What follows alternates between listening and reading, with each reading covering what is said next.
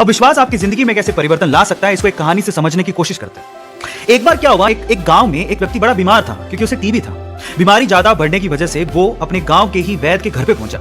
अब जैसे ही वो वैद्य के घर गया, उसको पता लगा कि वैद्य जी घर पे नहीं है, वो खेत में काम कर रहे हैं। तो वो खेत पहुंच गया।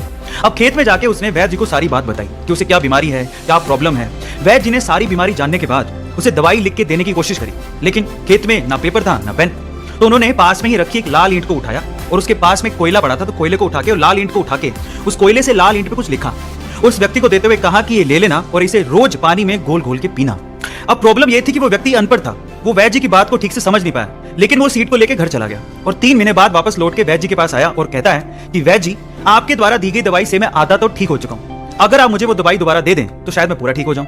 तो वैद्य जी ने कहा, मैंने तुम्हें दिया तो था। तो व्यक्ति क्या कहता है, ध्यान से सुनिएगा।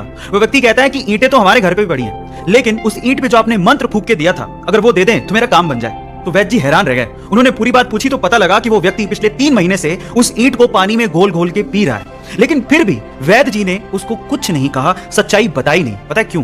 क्योंकि उसे उस इलाज में विश्वास था और वो ठीक हो रहा था। वैद्य जी ने फिर से ईंट ली और फिर से उस ईंट पे कोयले से दवाई लिख के उसे दे दी और वो बंदा पूरी तरह से ठीक हो गया।